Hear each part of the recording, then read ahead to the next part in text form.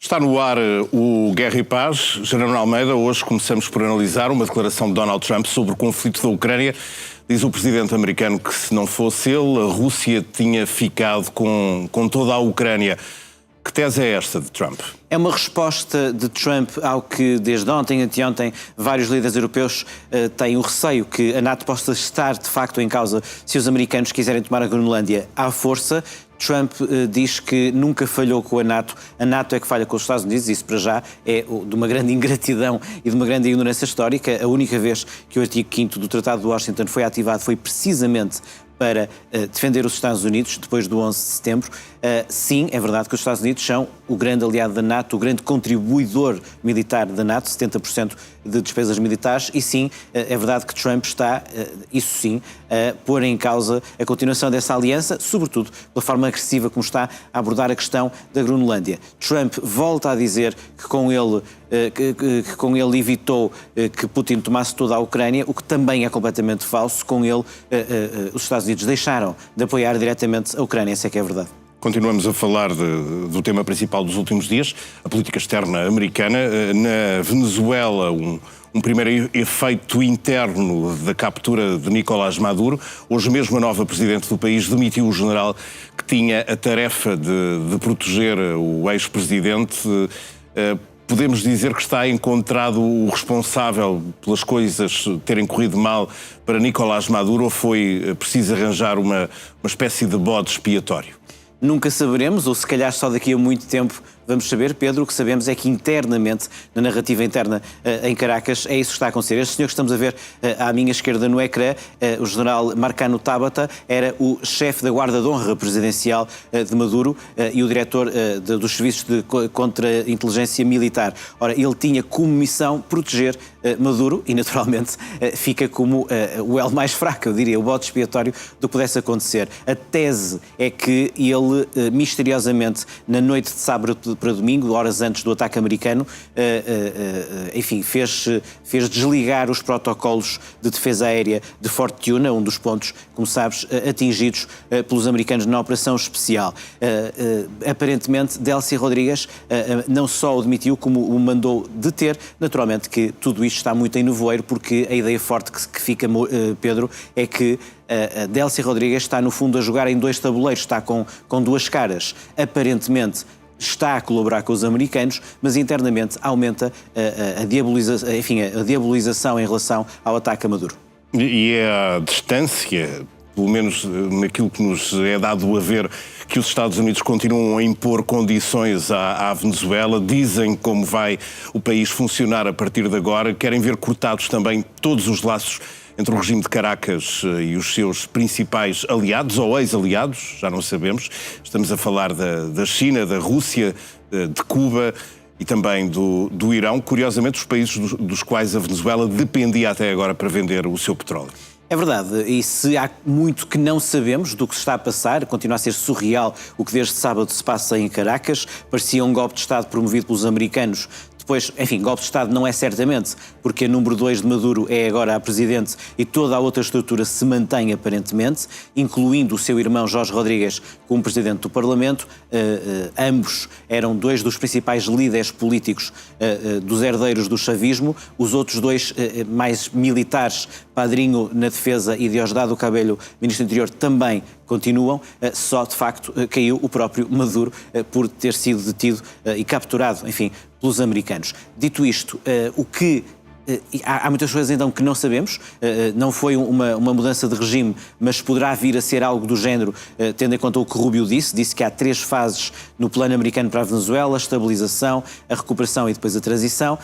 Há, no entanto, uma coisa que sabemos, e é isso que estamos a ver, é que o principal objetivo de Trump, aparentemente, foi que a Venezuela mudasse a agulha de pró-China, pró-Rússia, pró-Irão e pró-Cuba para ser, enfim, por coação pró-americana. E já lançou a ideia, nas últimas horas, Pedro, de os venezuelanos vão só comprar americano, vão apenas comprar produtos americanos com aquilo que passarão a ter de receitas de petróleo. Ou seja, o que na cabeça de Trump está: tomam o petróleo venezuelano, as empresas americanas melhoram a eficácia da sua refinação, com isso aumentam a venda de petróleo venezuelano, com isso haverá mais receitas e com isso o povo venezuelano passa a comprar aos americanos que mandam, enfim, de forma mais ou menos assumida. Se isto tem alguma lógica e se terá consequência, não sabemos, mas não me parece que vai correr bem. O que está na base dessa grande relação comercial são os 30 a 50 milhões de barris de petróleo que vão sair da Venezuela para portos americanos e a partir daí serão vendidos, mas Trump tem um pormenor naquilo que disse precisamente sobre esta quantidade enorme de barris de petróleo que vai agora para os Estados Unidos, é que este dinheiro será direcionado para os venezuelanos e também para os americanos.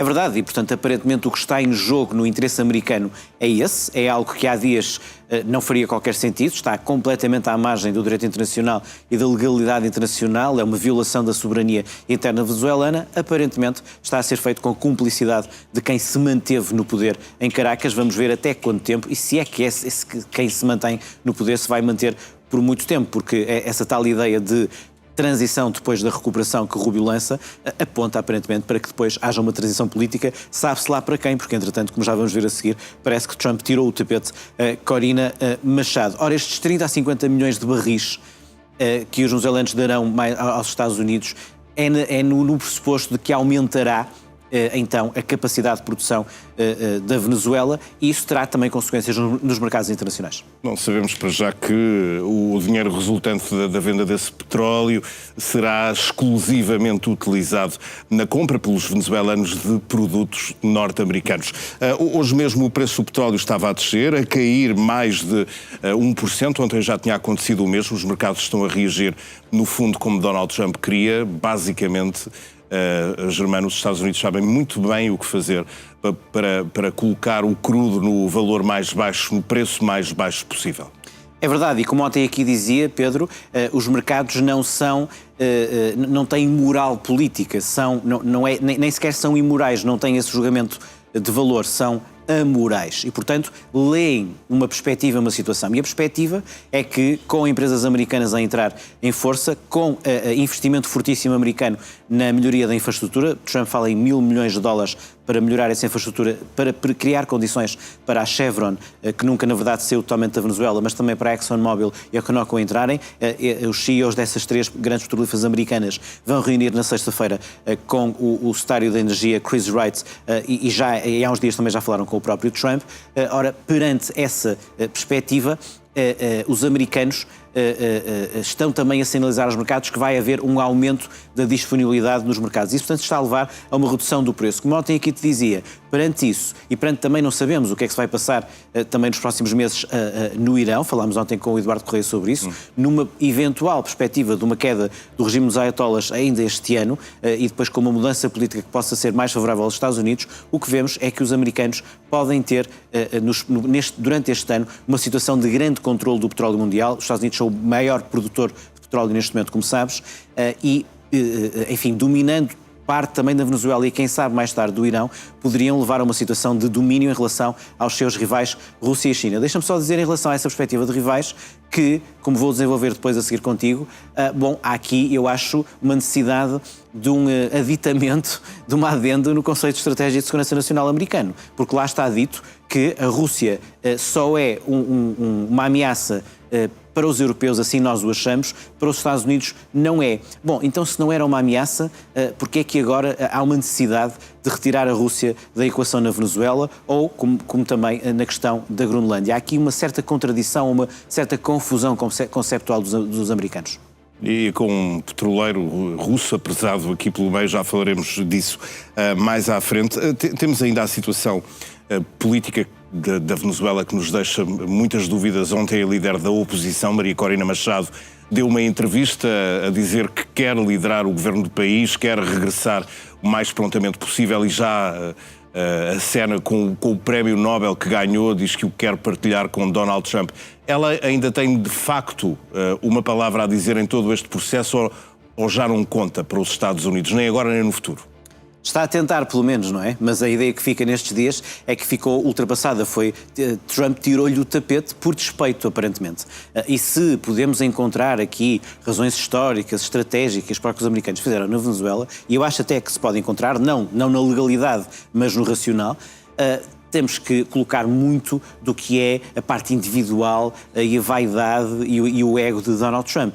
Porque, do ponto de vista meramente político e de posicionamento político, não faz sentido que a administração Trump prefira Delcy Rodrigues, número 2 de Maduro, a Corina Machado, a líder da oposição democrática, ou pelo menos Edmundo González, aquele que foi a votos e que ganhou largamente, como a União Europeia e os Estados Unidos disseram na altura, e outras organizações também. E, portanto, sim, faria todo o sentido. Não ponho completamente de parte Corina Machado, ela deu ontem uma entrevista à Fox News em que tenta recolocar-se e que propõe partilhar o Prémio Nobel com Trump. Isto parece quase, enfim, parece o enredo de uma série cómica, mas é a realidade em que estamos. Mas a verdade, Pedro, é que até agora não é essa a situação e, pelo menos numa fase de transição, será assim. Falta saber, e isso não temos resposta para isso, é que grau de envolvimento e de articulação terá a administração de Trump com quem até há dias eram seus inimigos e rivais, nomeadamente quem controla os militares e as forças de segurança na Venezuela. Estamos a falar de um exército que é 6 vezes o exército, por exemplo, português. Estamos a falar de 2.200 generais, o triplo de generais que têm os Estados Unidos. Estamos a falar de milícias com armas que, enfim, ninguém tem o número certo, mas serão entre 2 a 4 milhões. E, portanto, não se percebe como é que os americanos, assim de repente, possam controlar a situação e possam decidir, num determinado momento, mudar deste regime herdeiro de Maduro para uma situação de uma oposição democrática. Vamos ver se até lá entra a equação das eleições. Sabemos, no entanto, que aí sim, no passado, situações como 2003, o Iraque, os americanos depuseram o ditador Saddam, depois criaram uma administração internacional de transição, promoveram eleições nos anos a seguir e o resto da história é conhecido. Houve uma guerra civil no Iraque.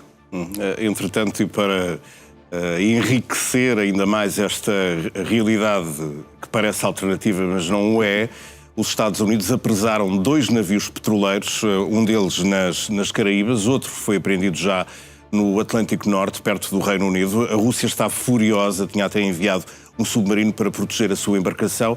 Como é que isto vai afetar as relações com Moscou? Porque há aqui um desafio feito diretamente ao regime de Putin, e como é que a Rússia reagirá a tudo isto?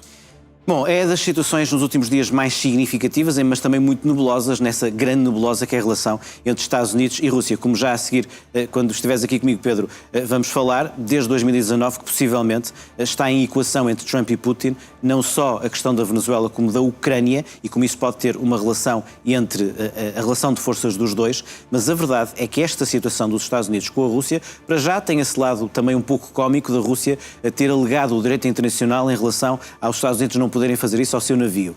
Realmente só dá para rir vindo da Rússia. E que também nos mostra que os poderes que, de algum modo, vão contra e desrespeitam o direito internacional, no pressuposto que ele já não